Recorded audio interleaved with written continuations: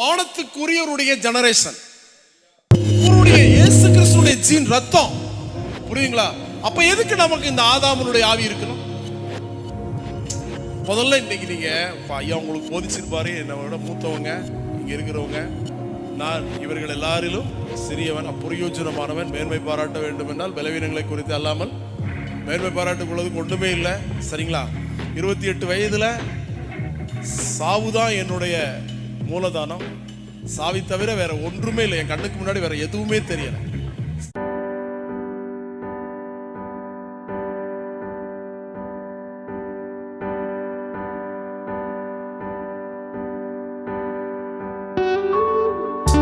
சபையினுடைய மூத்த போதகர் ஐயா அவர்களுக்கும், இங்கே எங்களை அன்போடு அழைத்து வந்த பாஸ்டர் ராஜன் ஜோயல் அவர்களுக்கும், சபை குடும்பங்கள் அனைவருக்கும் இயேசு கிறிஸ்து நாமத்தில் அன்பின் வாழ்த்துதலை கூறிக்கொள்கிறேன். சோத்திரம். கன்னியாகுமரி டிஸ்ட்ரிக்ட் அப்படின்னு சொன்னாலே எனக்கு நிறைய அனுபவம் இருக்குது. ஏன்னா 2019 நான் ஒரு முறை இங்கே வந்திருந்தேன். அதற்கு முன்னாடி பல முறை வந்திருக்கிறேன். நான் ஊழியத்துக்காக வரல, ஒரே ஒரு முறை மட்டும் ஊழியத்துக்காக வந்திருந்தேன். என்னுடைய ஒரு நெருங்கின நண்பர் ஒருத்தர் அழகிய மண்டபம் சொல்லி ஒரு இடத்துல, அழகிய மண்டபமா, அழகிய மண்டபம், ஆமாம், அங்கே இருக்கிறாங்க அவங்க. அவர் மிலிட்டரியில் ஒரு நல்ல ஒரு சீனியர் ஆஃபீஸராக இருக்கிறார். அவருக்கு எனக்கு நல்ல ஒரு பழக்கம், அழைச்சிருந்தார். அப்படி வந்தேன். அது மட்டும் இல்லை, கன்னியாகுமரி டிஸ்ட்ரிக்டுக்காக நாங்கள் எங்களுடைய ஜெபத்தில்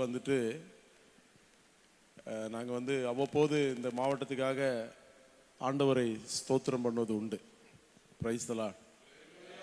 ஸோ நோக்கம் இல்லாமல் ஆண்டவர் என்ன பண்ணலை, எங்களை இந்த இடத்துல கொண்டு வரல. சிரமத்தில் தான் வந்திருக்கிறோம். பாஸ்டரோடு சேர்ந்து வரலாம் அப்படின்னு சொல்லி புதன்கிழமை மதியத்துக்கு அப்புறம் கிளம்பி ஒன்றா வந்துடலாம் அப்படின்ட்டு பாஸ்டர் எவ்வளவோ கம்பல் பண்ணாங்க. ஆனால் சூழ்நிலைகள் வர முடியலை.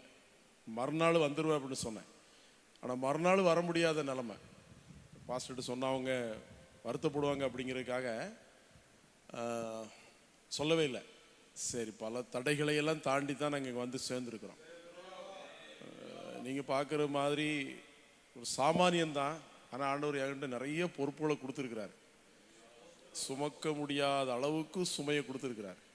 அதையெல்லாம் சுமந்து தான் ஆகணும். ஸோ நம்ம ஒரு பிரயோஜனமான ஒரு வாழ்க்கை வாழணும் அப்படிங்கிறது தான் இந்த ஆண்டவருடைய திட்டம். இதை நம்ம இன்னைக்கு எப்படி அதை பேலன்ஸ் பண்ணி போகிறோம் அப்படிங்கிறத சில நேரங்களில் நமக்கே தெரியலை. பாருங்க, அதாவது நேற்றுக்கு ஐயா சவுலுடைய ராஜ்யபாரம் விழுந்து போனதை பற்றி பேசினார். நீங்கள் எத்தனை பேர் அதை கவனிச்சிங்க? விழுந்து போவதற்கான காரணம் என்ன, அவர் எந்தெந்த இடத்துலலாம் விழுந்தார் அப்படிங்கிற குறித்து அவர் நிறைய பாயிண்ட் எடுத்து பேசினாங்க. ஸோ விழுந்து போவதற்கு முன்பதாக சவுல் ஆண்டவர் என்ன பண்ணார், நம்பினார். சவுல் இஸ்ரவேல் ஜனத்துக்கு ராஜாவாக இருக்கட்டும் அப்படின்னு சொல்லி அவர் அனுமதி கொடுத்தார். ஜனங்களெல்லாம் கேட்டுக்கொண்டாங்க, எங்களுக்கு ஒரு ராஜா வேணும்னு சொல்லி கேட்டுக்கொண்ட போது ஆண்டவர் என்ன பண்ணார், அனுமதிச்சார். சாமுவேல் தீர்க்கதரிசி மூலமாக அபிஷேகம் பண்ணப்பட்டாலும் ஒரு சூழ்நிலையில்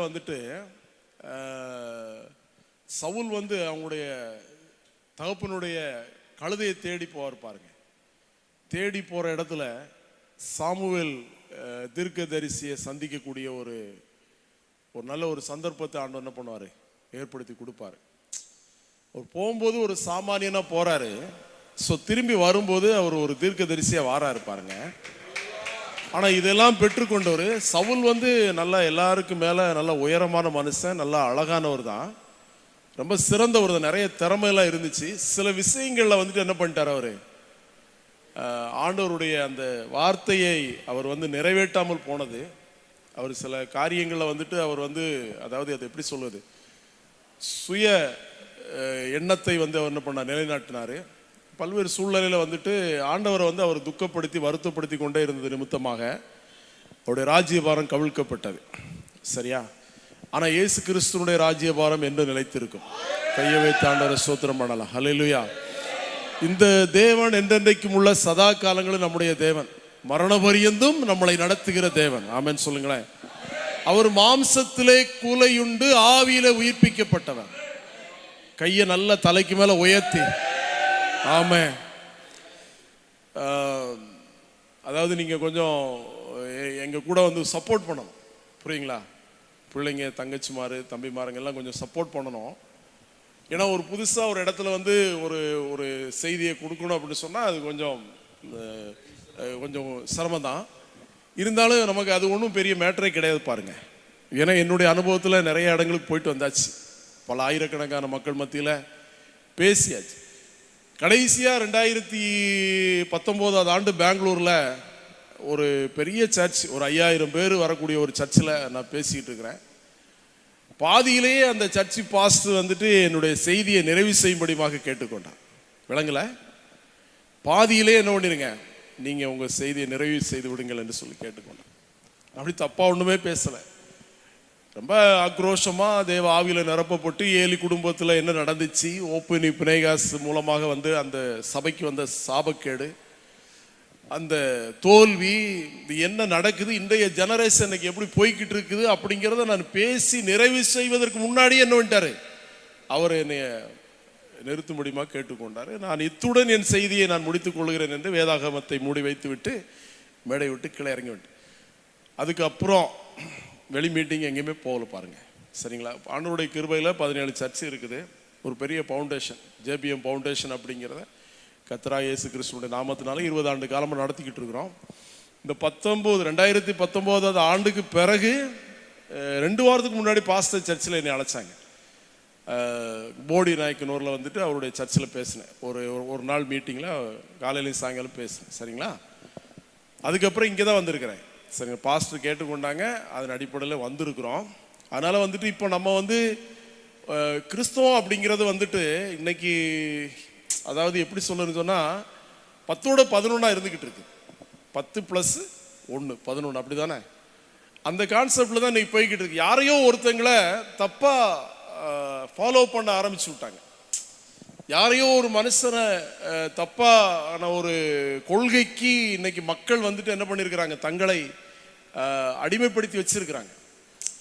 இது உண்மையிலேயே பைபிள் வசனத்தின்படி நம்முடைய வாழ்க்கை இருக்குதா அப்படிங்கிறத நம்ம அவ்வப்போது நம்ம பார்த்தோம் அப்படின்னு சொன்னால் நம்ம இன்னும் நிறைய நம்மளை கரெக்ஷன் பண்ணி கொள்ள வேண்டியது இருக்கிறது. இனி நம்முடைய ரட்சிப்பு வந்துட்டு என்ன செய்யணும், இன்க்ரீஸ் அடையணும், அந்த பூரணத்துக்குள்ளே வரணும் அப்படிங்கிறதான அந்த தாகம் நமக்குள்ளே என்ன செய்யணும், வரணும். சரிங்களா? இப்போ வேதம் அப்படிங்கிறது வந்துட்டு ஒரு ஒரு ஒரு தனி மனிதனுக்காக எழுதப்பட்டதல்ல. இனி அடுத்து இனி ஒரு 20 ஆண்டு அல்லது இன்னும் ஒரு 2 லட்சம் ஆண்டுக்கு அப்புறம் பிறக்க போகிற குழந்தைகளுக்கு சேர்த்து எழுதப்பட்டதான் இந்த வேதம். ஆமென் சொல்லுங்களேன். சரிங்களா? ஆதியிலே வார்த்தை இருந்தது, அந்த வார்த்தை தேவனிடத்தில் இருந்தது, அந்த வார்த்தை தேவனா இருந்தது. அந்த வார்த்தை மாம்சமாகி கிருபையினாலும் சத்தியத்தினாலும் நிறைந்தவராக நமக்குள்ளே வந்து வாசம் பண்ணினார். அப்போ வார்த்தையாகிய கடவுள் நமக்குள்ள வாசம் பண்ண வேண்டும். இன்னைக்கு எல்லாரும் கடவுளை வந்துட்டு சிலையிலையும் இல்லை ஏதாவது ஓவியத்திலையும் இல்லைன்னா ஏதாவது ஒரு பெரிய கட்டடத்தில் என்ன பண்ணிட்டாங்க, அங்கே வச்சு பார்க்குறாங்க. கடவுளை நம்ம மனசில் வச்சு பார்க்கணும். ஆமென் சொல்லுங்களேன். அவர் வாழ்கிற தெய்வம், ஆவியாகிய தெய்வம், சோதரர் இருக்கின்றவராகவே இருக்கிறவன், சோதரர் உருவமில்லா கடவுள் நமது ஆண்டவராய் இயேசு கிறிஸ்து. Praise the Lord. ஆனபடினால இப்போ அதாவது வந்து இன்னைக்கு நம்ம யாருக்காக வாழ்ந்துகிட்டு இருக்கிறோம்? நீங்கள் ஒவ்வொருத்தங்களையும் நான் இப்போ இன்டர்வியூ பண்ணணும்னு சொன்னால் சிலரை தவிர, சரிங்களா, பலரும் தங்களுக்காகவே வாழ்ந்து கொண்டு இருக்கிறோம். எல்லாருக்குமே ஒரு ஒரு ஒரு டார்கெட். எப்படி? நமக்கு ஒரு குடும்பம், நமக்கு ஒரு ஜெனரேஷன், அவங்களுக்கு கல்வி, அவங்களுக்கு ஒரு துணை, அவங்களுக்கு ஒரு வீடு, அவங்களுக்கு வந்து அடுத்து என்ன பண்ணணும், அவங்களுக்கு டெலிவரிக்கு தேவையானதெல்லாம் பார்க்கணும். அப்படியே தன்னுடைய காலங்களை முடித்து நிறைய பேர் கல்லறைக்குள்ளே போயிட்டாங்க பாருங்களேன். இதெல்லாம் கல்லறை கூட்டம். என்னையை பொறுத்த வரைக்கும் வந்துட்டு வேதம் சொல்லுகிறது, அவனவன் தனக்கானவைகள் அல்ல பிறனுக்கானவைகளை நோக்குவானாங்க. இப்போ இந்த பிறன் யாரு? பிறன் நம்மளாம் உள்ள இருக்கிறவங்க, ஆனால் இந்த பேழைக்கு வெளியே நிற்கிறவங்க தான் பிறன். சரிங்களா? அந்த பேழைக்கு வெளியில் இருக்கக்கூடியதான இந்த வலது கைக்கு இடது கைக்கு வித்தியாசம் அறியாத இந்த ஜனத்துக்காக நம்ம இயேசு கிறிஸ்துவின் நாமத்தினால என்னத்தை செஞ்சிட்டோம். புரியுதுங்களா உங்களுக்கு? இப்போ ஒரு கோழி கூண்டுங்க இருக்குது, கோழிக்கூடு இருக்குது. கோழியெல்லாம் வெளியில என்ன பண்ணுது, மேய்ஞ்சிக்கிட்டு இருக்குது. இப்போ அந்த கோழியெல்லாம் உள்ள அடைக்கணும்னு சொன்னா என்ன செய்யணும் சொல்லுங்க? கோழிக்கு இறை போடும். சும்மா பேனா வந்துருமா? அதுக்கு நம்ம போட வேண்டிய இறைய போட்டால் தான் உள்ளே வரும். சரிங்களா? இன்னைக்கு உலகத்தில் விதவைகள் திக்கட்ட பிள்ளைங்க இருக்கிறாங்க. சரிங்களா? இவங்களெல்லாம் ஆதரிக்கணும் அப்படின்னு வேதம் சொல்லுது. இன்னைக்கு அது யாக்கோபு 1:27 சொல்லப்பட்டிருக்கிறது. விதவைகளும் திக்கட்ட பிள்ளைகளும் படுகிற உபத்திரவத்தில் அவர்களை விசாரித்து உலகத்தால் கரைபடாமல் தன்னை காத்துக் கொள்ளுகிறதே நம்முடைய தேவனுக்கு முன்பதாக மாசு இல்லாத சுத்தமான பக்தி. ஹலோ, சுத்தமான பக்தி எதுங்க? சுத்தமான பக்தி அப்படிங்கிறது எது? விதவைகளும் திக்கற்ற பிள்ளைகளும் படுகிற உபத்திரவத்திலே அவர்களை விசாரித்து உலகத்தால் கரைபடாமல். இந்த உலக கரைனா என்னங்கிறீங்க? உலக கரை கண்களின் இச்சை, மாம்சத்தின் இச்சை, ஜீவனத்தின் பெருமை. யாக்கோபு என்ன சொல்றாரு? விபச்சாரிகளே உலக சிநேகம் கர்த்தருக்கு தேவனுக்கு விரோதமான பகை. இப்போ நம்ம யாரை நேசிக்கிறோம், யாரை பகைக்கிறோம் சொல்லுங்க? யாரை நேசிக்கிறோம், யாரை பகைக்கிறோம்? இன்னைக்கு முழுக்க இயேசுவை நம்ம என்ன பண்ணுறோம்? பகைக்கிறோம், உலகத்தை நேசிக்கிறோம். 90% இன்னைக்கு அந்த கான்செப்டுக்குள்ள தள்ளப்பட்டு கொண்டு இருக்கிறாங்க. புரியுதுங்களா? இன்னைக்கு நவீன கால போதகர்கள் நவீன காலத்தில் இன்னைக்கு அதாவது மீடியா உலகத்துக்குள்ள இன்வால்வ் ஆகி இன்னைக்கு இருக்கக்கூடியதான அந்த சினிஃபீல்டு அந்த ஒரு கான்செப்ட், அந்த ஒரு மெத்தேடை இன்னைக்கு சபைக்குள்ள கொண்டு தொடாதே, தீண்டாதே, ருசி பாராதே என்கிறதான கற்பனைக்குள்ளாக்கப்பட்டு, சரிங்களா, இன்னைக்கு கத்தத்துவத்தை அசட்டை பண்ணக்கூடியதான கூட்டங்கள் இன்னைக்கு பெருகி கொண்டிருக்கிறது.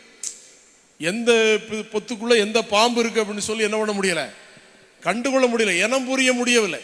உன்னத பாட்டு இன்னைக்கு காலையில் கூட நான் வாசித்தேன். கடைசி அதிகாரத்தில் வாசிக்கும் போது திராட்சை தோட்டங்களை கெடுக்கிற குழி நரிகளையும் சிறு நரிகளையும் நமக்கு பிடிங்கள். சரிங்களா? நம்முடைய திராட்சை தோட்டம் எப்படி இருக்குதுங்க? பூவும் பிஞ்சுமா இருக்குது. திராட்சை தோட்டம் சபை தானே. சபை இன்னைக்கு வளர்ந்துகிட்டு இருக்குது. எப்படி? பூவும் பிஞ்சுமா வளர்ந்துகிட்டு இருக்கு. ஆனா இந்த நரி கூட்டம், இந்த சிறு நரி கூட்டமும் இந்த குழி நரி கூட்டமும் இன்னைக்கு ஒரு கூட்டம் இருக்குது பாருங்க. அது இந்த திராட்சை தோட்டத்தை கெடுக்கிறதுக்கு அது நூதன முறையில தன்னுடைய வேலையை செஞ்சுக்கிட்டு இருக்குது. இதை நம்ம என்ன செய்யணும்? ஏனோ புரியணும். சாத்தானும் ஒளியின் தூதனின் வேஷத்தை தரித்துக் கொள்வானே. அப்ப நம்ம பார்க்கணும், ஏனோ புரியணும். ஆவிகளை பகுத்தறியக்கூடியதான அறிவை, அந்த வரத்தை நம்ம என்ன செய்யணும்? ஆண்டவர்கிட்ட பெற்றுக்கொள்ள வேண்டும். வரங்களில் வித்தியாசம் இருக்கிறது, ஊழியங்களில் வித்தியாசம் இருக்கிறது, கிரியைகளில் வித்தியாசம் இருக்கு. ஒரே கர்த்தர், ஒரே ஆவியானவர். சரிங்களா? இப்ப இந்த அடிப்படையான நிலைக்குள்ள சபை என்னவாகணும் சொன்னா வளர்ச்சி அடைய வேண்டும். இப்ப நமக்கு ஒரு அஸ்திவாரம் இருக்குது. போடப்பட்டிருக்கிற அஸ்திவாரமாகிய இயேசு கிறிஸ்துவை அல்லாமல் வேற அஸ்திவாரத்தை போட ஒருவராலும் கூடாது. 2 கையை தட்டுனா ஒன்னும் பிரச்சனை இல்லைங்க. நல்லா 2 கை ஓங்கி தட்டுங்க. சரிங்களா? கைக்கு கை வலிக்கணும், கை நல்லா வலிக்கிற மாதிரி தட்டணும். சரிங்களா? 2 கையை தட்டலாம். சரிங்களா? இப்போ போடப்பட்டிருக்கிற அஸ்திவாரமாகி இயேசு கிறிஸ்துவை அல்லாமல் வேற அஸ்திவாரத்தை போட. ஆனா இன்னைக்கு என்ன பண்ணி கொண்டிருக்கிறாங்க? அந்த அஸ்திவாரத்தின் மேல ஒருவன் எப்படி பொன், வெள்ளி, விலையேறப்பட்ட கல், மரம், வைக்கோல், புல் இவைகளினால கட்டுறான். அவனுடைய வேலைப்பாடு தன்மை உள்ளது என்று நாளானது விளங்க பண்ணும், அக்கினியானது என்ன செய்யும்? பரிசோதிக்கும் அப்படின்னு சொல்லப்பட்டிருக்கிறது. ஒரு டெஸ்ட், ஒரு அதாவது ஒரு சோதனை காலம், ஒரு சோதனை காலம்னு வச்சிருக்கிறார். அந்த சோதனை காலத்துல அந்த என்ட்ரன்ஸ்ல இயேசு கிறிஸ்து நிற்பாரு. ஆமென் சொல்லுங்களேன். ஆமா, நம்ம தகுதியானவர்களா தகுதியற்றவர்களா என்று சொல்லி நம்மளை பரிசோதனை பண்ணிதான் நம்மளை உள்ள என்ன செய்வாரு? அழைப்பாரு. அப்ப இன்னைக்கு பொண்ணுனால கட்டுறதா தான் விரும்புறாங்க, வெள்ளினால கட்டுறதை விரும்புறாங்க, விலையேறப்பட்ட கல்லினால கட்டுறதை விரும்புறாங்க. சரிங்களா? மரத்தினால கட்டுறதை விரும்புறாங்க, புல் வைக்கோலினால கட்டுறதை விரும்புறாங்க. ஆனால் விசுவாசத்துல கட்டுவதை விரும்புவது கிடையாது, ஆவியிலே கட்டுவதை விரும்புவது கிடையாது. இன்னைக்கு இதற்கு மாறாக இந்த அஸ்திபாரமாக இயேசு கிறிஸ்து மேல பல கான்செப்ட்ல இன்னைக்கு ஊழியங்கள் என்ன பண்ணிட்டு பெருகி கொண்டிருக்கிறது. அப்போஸ்தல நடபடி புத்தகம் 20வது அதிகாரம் எடுங்க. 20வது அதிகாரத்தில் பார்த்தீங்கன்னு சொன்னா, தம்பி இந்த இது கொஞ்சம் பேஸ் வச்சுங்கன்னா கொஞ்சம் நல்லா இருக்கு. ரொம்ப சில்வாய்ஸ் தான் அதிகமாக இருக்கு. கொஞ்சம் பேஸ் எல்லாம் கனெக்ட் பண்ணிட்டீங்களோ? சரி சரி, பரவாயில்ல. சரிங்க, 20 எடுத்துட்டீங்களா? 20ல் இங்கே பாருங்க, 20ல் இல்லை பிரதர், 20ல் பார்த்தீங்கன்னு சொன்னால், அதாவது 29ல் நான் போன பின்பு, ஆமாங்க, போனதுக்கு அப்புறம் மந்தையை தப்ப விடாத கொடிதான ஓநாய்கள் உங்களுக்குள்ளே வரும், உங்களிலும் சிலர் எழும்பி சீசர்களை தங்களிடத்தில் இழுத்து கொள்ளும்படி மாறுபாடானவைகளை போதிப்பார்கள் என்று அறிந்திருக்கிறேன் அப்படின்னு சொன்னார். மாறுபாடான போதனை இன்னைக்கு என்ன பண்ணி கொண்டு இருக்கிறது? பெருகி கொண்டிருக்கிறது. எப்படிப்பட்ட போதனை பெருகி கொண்டிருக்கிறது? மாறுபாடான போதனை இன்னைக்கு பெருகி கொண்டிருக்கிறது. பவுல் சொல்றாரு, நான் இருக்கும் காலம் வரைக்கும் இந்த ஓநாய்கள் என்ன செய்யாது, உள்ள வராது.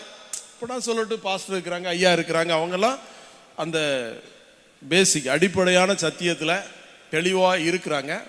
அதனால இங்கே ஒரு மாதிரிப்பட்ட ஏமாளி கூட்டம் கோமாளி கூட்டம்லாம் என்ன செய்ய முடியாது, சபைக்குள்ளே வர முடியாது. ஸோ அவர் காலத்துக்கு பிறகு, அல்ல ஐயா காலத்துக்கு பிறகு, அல்ல என்னுடைய காலத்துக்கு பிறகு அடுத்து வளர்ந்து வரக்கூடிய நீங்கள் அடுத்த ஜெனரேஷன் வந்துட்டு அனுமதி கொடுப்பீங்களா? அனுமதி கொடுக்கக்கூடாது. ஆமென் சொல்லுங்களேன். அதாவது நமக்கு போதித்தவர்கள், சரிங்களா, நமக்கு போதித்தவர்கள் எவ்விதமாக போதித்தார்கள் என்பதை நம்ம கருத்தில் எடுத்துக்கொண்டு அந்த போதனையில் அந்த அந்த சத்தியத்தில் நாம் நிலைச்சிருக்கிறதற்கு நம்மளை பழகிக்கொள்ள வேண்டும். புரியுதுங்களா உங்களுக்கு? அதாவது இங்கே பவுல் சொல்லுவார் பாருங்களேன், 20ல் வந்துட்டு அவர் என்ன சொல்லுவார்னா, சோத்திரம் 33ல் வந்துட்டு, ஒருவனுடைய வெள்ளியை ஆகிலும் பொன்னை ஆகிலும் வஸ்திரத்தை ஆகிலும் நான் என்ன பண்ணவில்லை, இச்சிக்கவில்லை அப்படிங்கிறார். இந்த இந்த மனநிலைமை சபைக்கு அவசியம். சபை, கிறிஸ்துவின் சரீரமாகிய சபைக்கு இது மிக அவசியம். எந்த யார் ஒருவருடைய வெள்ளியையோ பொன்னையோ வஸ்திரத்தை நம்ம என்ன செய்யக்கூடாது, இச்சிக்க கூடாது. இன்னைக்கு இருக்கக்கூடியதான ஊழியம் ரெண்டு ட்ரெண்டில் இருக்குது. எப்படி? ஒன்று உலக பொருளுக்கு ஊழியம் செய்கிறாங்க, ஒன்று கர்த்தருக்கு ஊழியம் செய்கிறாங்க. உலக பொருளுக்கு ஊழியம் செய்கிறவங்க வந்துட்டு என்ன பண்ணுவாங்க, மாறுபாடானவைகளை தான் போதிப்பாங்க. அவங்களுக்கு அவசியம் என்ன, இன்கம் தான் அவசியம், பாக்கெட் மணி கிடைச்சா போதும் அப்படிங்கிற அந்த கான்செப்டில் தான் என்ன பண்ணுவாங்க, பேசுவாங்க. பவுல் சொல்றாரு, நீங்கள் அறிந்திருக்கிறபடி 34ல் எனக்கும் என்னுடனே கூட இருந்தவர்களுக்கும் வேண்டியவர்களுக்காக இந்த கைகளை வேலை செய்து இப்படி பிரயாசப்பட்டு பலவீனரை தாங்கவும் வாங்குவதை பார்க்கிலும் கொடுக்கிறதே பாக்கியம் என்று கர்த்தராகிய இயேசு சொன்ன வார்த்தைகளை நினைக்கவும் வேண்டும் என்று எல்லா விதத்திலையும் உங்களுக்கு காண்பித்தேன். பவுல் வந்து ஒரு ஒரு கடினமான உழைப்பாளி. அவர் வேலை செஞ்சு ஊழியம் செஞ்சார். இன்னைக்கு நம்ம சூழ்நிலை எல்லாராலையும் அது இயலை. அழைப்பில் வித்தியாசம் இருக்குது, வரங்களில் வித்தியாசம் இருக்குது, காலத்திலையும் நம்ம சிலவற்றை பார்க்குறோம். ஆனால் இன்னைக்கு இருக்கக்கூடியதான சபை வந்து ஒரு சோம்பேறியான கூட்டமாக என்ன செய்ய இருக்கக்கூடாது. இருக்கக்கூடாது. ஏதாவது ஒரு வேலையை செஞ்சு 10 காசு பணத்தை சம்பாத்தியம் பண்ணி யாருக்கு கொடுக்கணும் சொல்லுங்க?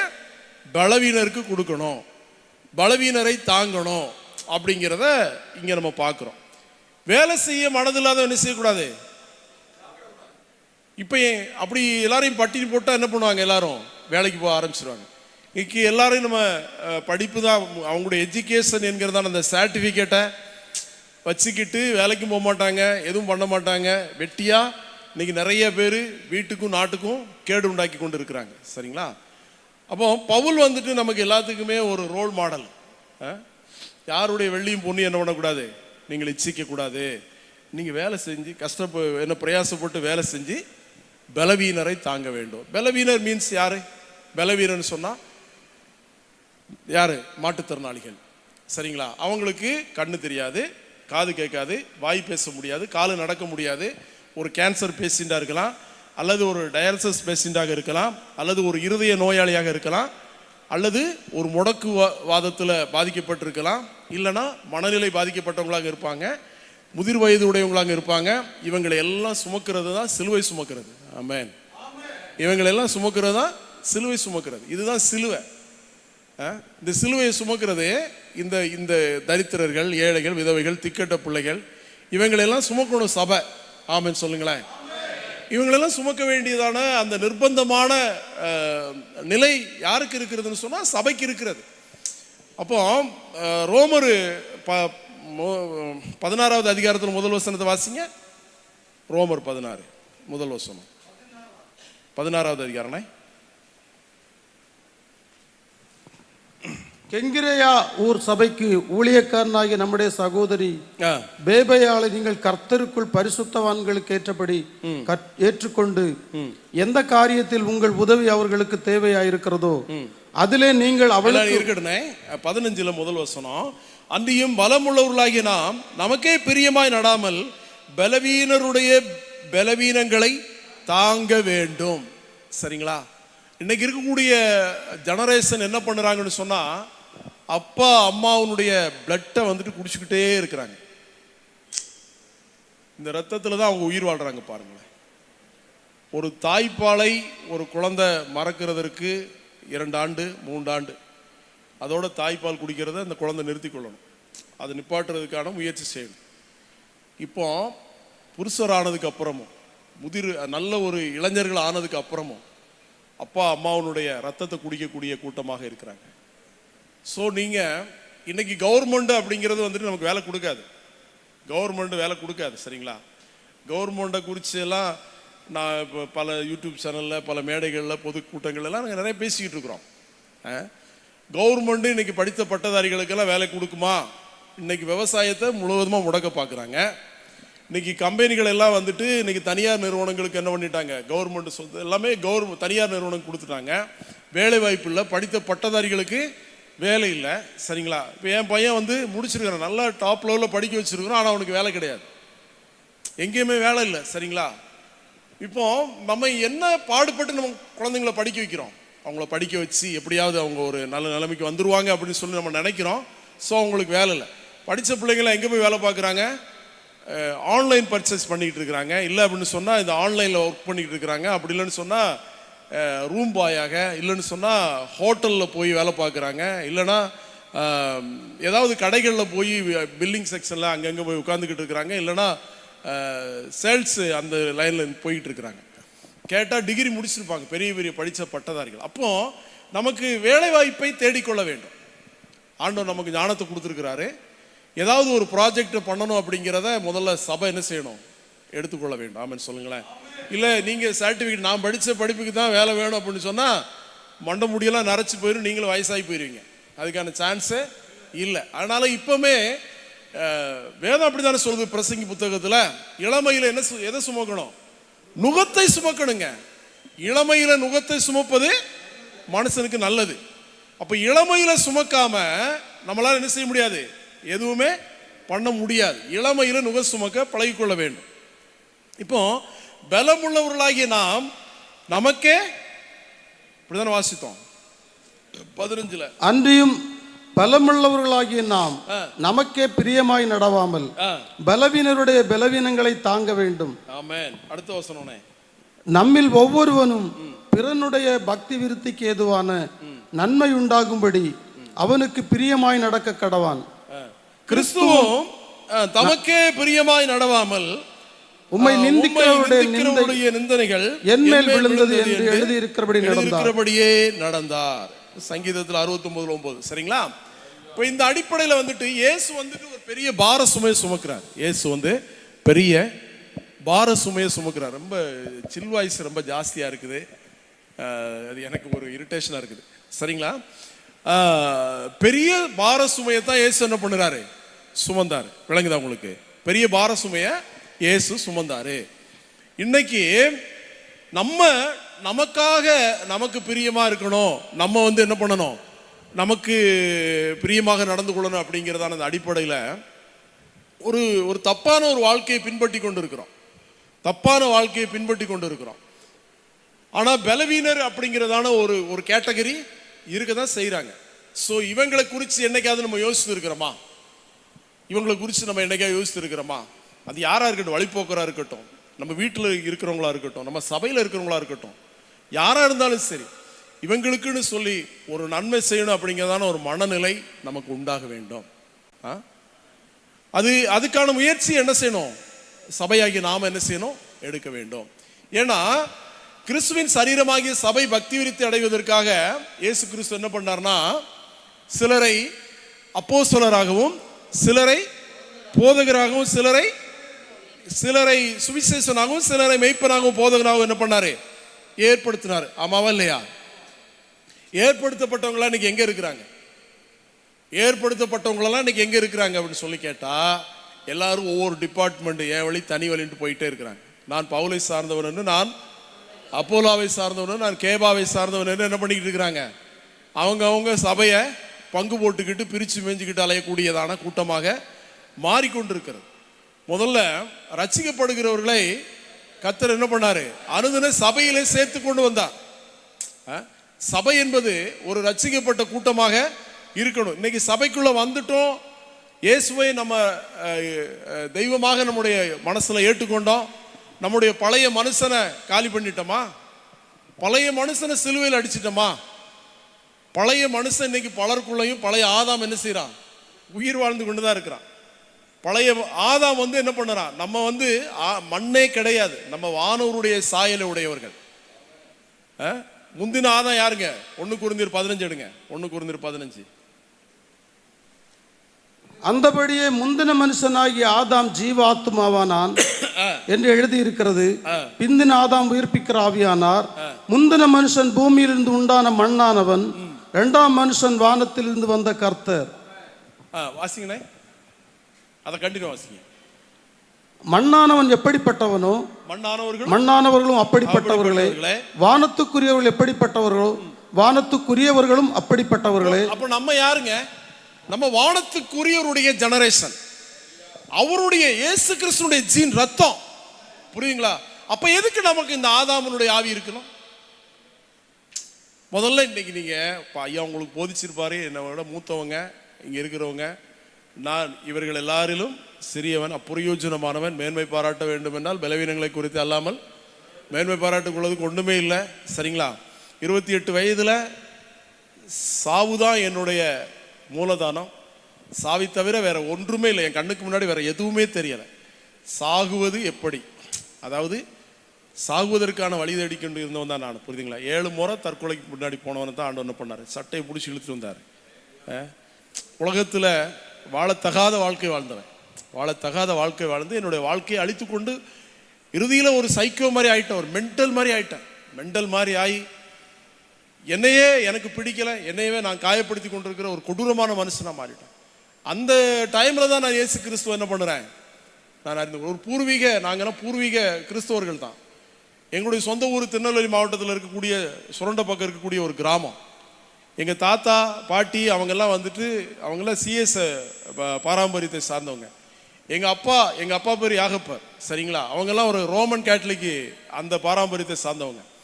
இவைகளுக்கெல்லாம் பிறகு நாங்கள் ஒரு குறிப்பிட்ட ஒரு சில நாங்கள்லாம் பிறப்பால் அதுக்கப்புறம் நாங்களாம் பிறப்பால் லூதர் மிஷன். சரிங்களா? லுத்தர் மிஷன் அந்த பாரம்பரியத்துக்குள்ள தள்ளப்பட்டோம். அதுக்கப்புறம் 2004 ஆண்டு தான் இயேசு கிறிஸ்து என்ன பண்ணாரு? என்னை ரட்சித்தாரு. என்னை ரட்சித்ததுக்கு அப்புறம் தான் என்னுடைய முழு குடும்பமும் ரட்சிப்புக்குள்ள வந்துச்சு. நோவா குடும்பம் எப்படி பேழைக்குள்ள வந்துச்சு, அதே மாதிரி கர்த்தராகிய இயேசு கிறிஸ்துவோட நாம மட்டும் மயப்பட்டோம். சரிங்களா? அந்த முழு குடும்பத்தையும் ஆதாயப்படுத்துவதற்கான ஒரு பாக்கியத்தை ஆண்டவர் எனக்கு கொடுத்தாரு. சரிங்களா? அப்போ என்னைய ஆண்டவர் முன்குறிச்சது எப்படின்னு சொன்னா எங்க அம்மா வயத்துல உருவாவதுக்கு முன்னமே முன்குறிச்சிருக்கிறாரு. ஆமா, உருவாவதற்கு முன்னமே என்ன பண்ணிருக்கிறாரு? முன்குறிச்சிருக்காரு. என்னுடைய சிறு வயது ஏக்கமெல்லாம், என்னுடைய நோக்கமெல்லாம் ஒரு உலகத்துல ஒரு சிறந்த மனுஷனாக வாழணும், ஒரு பெரிய மற்றவங்களுக்கு எல்லாருக்கும் முன்னாடி ஒரு எடுத்துக்காட்டான வாழ்க்கை வாழணும், பெரிய ஒரு பணக்காரனா மாறணும்.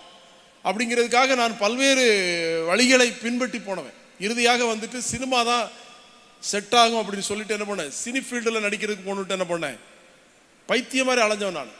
இதையெல்லாம் தாண்டி அப்புறம் பைக் ரேஸ் போனோம் அப்படின்னு சொல்லிட்டு பைக்கை தலைகளை ஓட்டி, பைக்கு தரையில் போகாது பாருங்களேன், பைக்கு தரையில் பிறகு மேலே தான் பிறகு அந்த மாதிரிலாம் குருட்டுத்தனமாக வண்டிகளை ஓட்டி எத்தனையோ விபத்துக்களெல்லாம் நெருங்கின போது அதுலெல்லாம் இருந்து ஆண்டவர் நம்மளை காப்பாற்றி, சரிங்களா, சரி வாழ முடியாத ஒரு சூழ்நிலையில் வந்து இயேசு கிறிஸ்துவை ஏற்றுக்கொண்டு அந்த தற்கொலை சூசைட் பாயிண்டில் வந்து ஆண்டவரை ஏற்றுக்கொண்டு அவருக்காக நான் இந்த ஊழியத்தை செய்வதற்கு ஒப்பு கொடுத்தேன். சரிங்களா, இன்னைக்கு 20 ஆண்டு காலங்களாக இயேசுக்காக நான் ஓடிக்கொண்டிருக்கிறேன். ஆனால் என்ன சொல்லணும், இவங்க எல்லாருலையும் நான் சரியவன் தான். இருந்தாலும் ஆண்டவர் எனக்கு கொடுத்ததான அந்த ஞானத்தை தான் நான் என்ன செய்கிறேன், உங்களுக்கு போதிக்கிறேன். கர்த்தருக்கு ஸ்தோத்திரம். அப்போ இந்த மண்ணு வந்து நம்ம கிடையாது. சரிங்களா, மண் வாசனை நமக்குள்ளே இருக்கவே கூடாது. சரிங்களா, விளங்குதா உங்களுக்கு? அதாவது மோசையினுடைய அந்த நியாயப்பிரமாண வார்த்தை எழுத்து அப்படிதானே, அந்த எழுத்து கொல்லும், ஆவி உயிர்ப்பிக்கணும் தான் சொல்லியிருக்கிறாரு.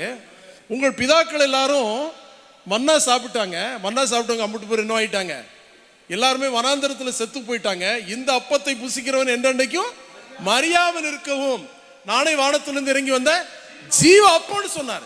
சரிங்களா, இந்த என் மாம்சத்தை புசித்து என் ரத்தத்தை பானம் பண்ணுகிறவனுக்கு நித்திய ஜீவன் உண்டு என்று ஆண்டவர் சொல்லியிருக்கிறார்.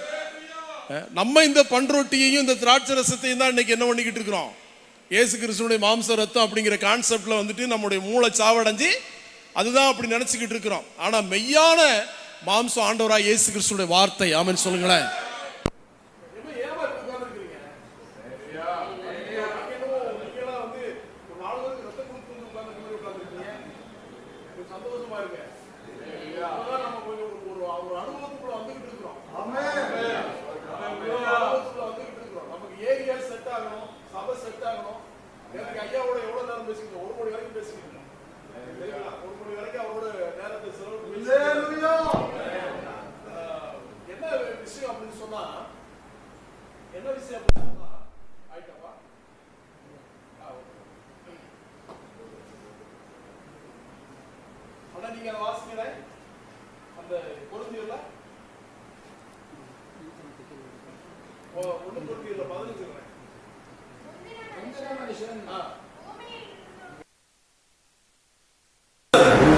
நம்ம முந்தின மனுஷன் கிடையாது, நம்ம பழைய மனுஷன் அல்ல.